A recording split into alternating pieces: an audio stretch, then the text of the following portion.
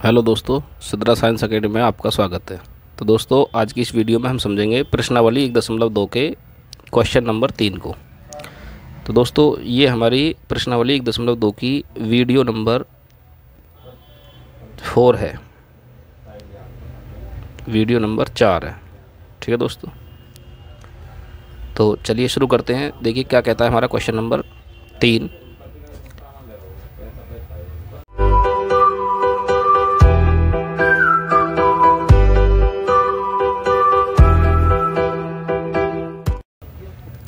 अभाज्य गुणनखंड विधि द्वारा निम्नलिखित पूर्णांकों के HCF और LCM ज्ञात कीजिए। ठीक है, तो इसमें हमारा जो पहला क्वेश्चन है उसमें संख्याएं दी गई हैं 12, 15 और 21, और दूसरा जो क्वेश्चन है उसमें है 17, 23 और 29। ठीक है दोस्तों, और तीसरा जो क्वेश्चन है उसमें है 8, 9 और 25। ठीक है, तो अब हमें ये समझना है किस प्रकार से हम इन संख्याओं के HCF और LCM ज्ञात करेंगे, और वो भी कौन से, अभाज्य गुणनखंड विधि द्वारा। ठीक है, तो चलिए हल करते हैं। तो सबसे पहले हम डाल लेते हैं यहाँ पे फर्स्ट पॉइंट को। अब फर्स्ट पॉइंट में हमें क्या करना है, संख्या लिख लेते हैं। सबसे पहले हमारे पास संख्याएं हैं 12, 15 और 21। 12, 15 और 21। अब हम सबसे पहले इन संख्याओं के गुणनखंड करेंगे।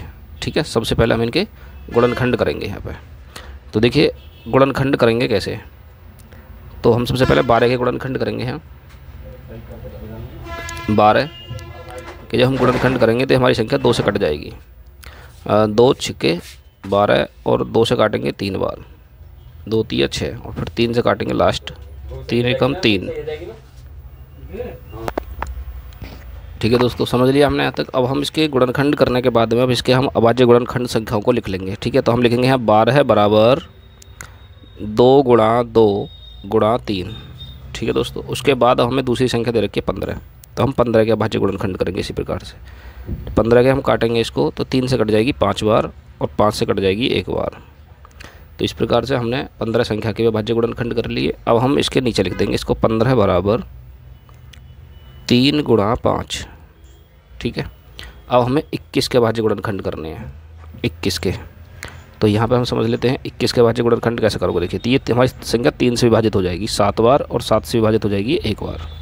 ठीक है दोस्तों, तो इस प्रकार से हमने इसको विभाजित कर लिया। अब हम इसके अभाज्य गुणनखंडों को लिख लेंगे यहाँ। तो लिखेंगे 21 बराबर 3 गुणा 7। ठीक है, तो इस प्रकार से हमें तीनों संख्याओं के अभाज्य गुणनखंड कर लिए, हमने मिल गए हैं। अब हमें निकालना है इनका HCF। तो सबसे पहले हम लिख लेते हैं यहाँ पे HCF, और जो HCF हम निकालेंगे तो HCF क्या होता है, हमारा हाईएस्ट कॉमन फैक्टर। जो हमें देखना है इसमें तीनों में कौन सी संख्या हमें मिल रही है। ठीक है, जो तीनों में इसमें होनी चाहिए। देखिए यहाँ पे 3 है, इसमें यहाँ पे भी दोस्तों 3 है, और यहाँ पे भी इसमें 3 है। ठीक है, तो इसमें भी 3, इसमें भी 3, तो तीनों में हमारी बेनिस्ट है। तो इस प्रकार से ये हमारी जो संख्या 3 है, यही हमारा क्या हो जाएगा, यहाँ पे HCF हो जाएगा। ठीक है, यदि और भी कोई संख्या इसी तरह से जोड़ा बने होते तो हम उसको भी इसमें यहाँ पर लिख लेते, तो ये हमारा आंसर हो जाएगा। उसके बाद हम निकालना है यहाँ LCM। तो हम लिखते हैं फिर LCM बराबर, तो अब LCM में देखिए जोड़ा, जिन संख्याओं का जोड़ा बना है सबसे पहले आप उसे लिख लीजिए यहाँ पे। तो 3 का बना था, उसके बाद गुणा लगाएंगे। अब जो संख्या शेष बच रही हैं अब उनको लिख लेंगे हम। ठीक है, तो ऊपर वाले में कौन कौन सी बच गई, 2 और 2। ठीक है दोस्तों, 2 और 2, और नीचे वाले में कौन सी बच रही है, 5 गुणा 5, और नीचे लास्ट वाले में 7 बची हुई है अभी भी। तो इस प्रकार से हमने सभी संख्याओं को लिख लिया। अब इनके गुणा करके हम लिख देंगे, तो जो भी आंसर आएगा वो हमारा LCM होगा। तो देखिए 3 दूनी 6, 6 दूनी 12, 12 पंजे 60, और 7 6 42, तो 420। ठीक है दोस्तों, 420 इसका क्या हो जाएगा, LCM हो जाएगा। तो मुझे उम्मीद है कि ये आपके पहला क्वेश्चन, तीसरा क्वेश्चन अच्छी तरह से समझ में आ गया होगा। ठीक है, तो आप जल्दी से इसका स्क्रीनशॉट ले लो, फिर आगे समझते हैं हम इसे। ये यहाँ से है ये, और उसके बाद फिर ये। ठीक है दोस्तों, पढ़ाई समझ में आ रही हो तो वीडियो को लाइक कर देना। चलिए आगे बढ़ते हैं। तो देखिए सेकंड नंबर पे हमारे पास क्या है, देखिए यहाँ पर देखिए सेकंड नंबर पे हमारे पास है संख्या 17, 23 और 29। 17, 23 और 29। तो ठीक है, तो हम डालते हैं यहाँ सेकंड नंबर, यहाँ पर डालेंगे हम सेकंड नंबर और हल करेंगे। देखिए तो संख्या थी हमारे पास में यहाँ 17, 23 और 29। और 29, ये संख्या थी हमारे पास में। तो अब हम इनके HCF निकालने के लिए क्या करेंगे, इनके भी अभाज्य गुणनखंड निकालेंगे। तो पहले हम 17 के निकाल लेते हैं। तो 17 तो 17 से विभाजित होगी एक बार, और ऐसे ही 23 से विभाजित हो जाएगी हमारी, वो भी एक बार। ऐसे ही 29 भी हमारी 1 से विभाजित होगी एक बार, ठीक है, 29 से 29। तो हम इनका अभाज्य गुणनखंड लिखेंगे यहाँ पर 17 के लिखेंगे, तो हो जाएगा हमारा 1 गुणा 17, 17 कम 17। ऐसे ही हम 23 के लिख लेंगे यहाँ पे, तो ये हो जाएगा हमारे पास 1 गुणा 23, और इसी प्रकार से हम लिखेंगे यहाँ 29 के बराबर 1 गुणा 29, ठीक है। अब हमें लिखना है इनका HCF। तो HCF कैसे लिखेंगे देखिए, तो HCF कितना हो जाएगा, जोड़ा किसका बनना है, सिर्फ एक का ही जोड़ा बनना है, तो इसका HCF हो जाएगा यहाँ पे 1, ठीक है दोस्तों। अब हमें समझना है यहाँ पे LCM, तो LCM लिखेंगे यहाँ पे, और LCM के लिए जो जोड़ा बना था पहले उसको लिख लो। यहाँ पे 1 का जोड़ा बना था, और उसके बाद 17, 23, 29 बच रही है हमारी संख्या, 17, 23 और 29, 17, 23, 29। अब इन सबकी हमें गुणा करके देखना है कितना आएगा। तो जो भी संख्या आएगी वो हमारा क्या होगा, LCM हो जाएगा। तो जब इनकी तीनों की गुणा करोगे आप इनकी 17, 23, 29 की, तो यह आएगा 11,339, 11,339, ठीक है दोस्तों। ये इसका क्या हो जाएगा, यहाँ पे LCM हो जाएगा, ठीक है। आगे समझ में, तो जल्दी से स्क्रीनशॉट ले लो इसका भी, आगे बढ़ते हैं फिर, ठीक है दोस्तों। तो 8, 9, 25। तो देखिए अब इसके हमें गुणनखंड करने हैं, गुणनखंड करके HCF और LCM बताना है। तो डाल लेते हैं यहाँ पे सॉल्यूशन, और सबसे पहले हम 8 के अभाज्य गुणनखंड करेंगे यहाँ। तो 2 से हमारी विभाजित हो जाएगी 4 बार, और फिर 2 से विभाजित हो जाएगी 2 बार, और फिर 2 से विभाजित हो जाएगी 2 बार, ठीक है।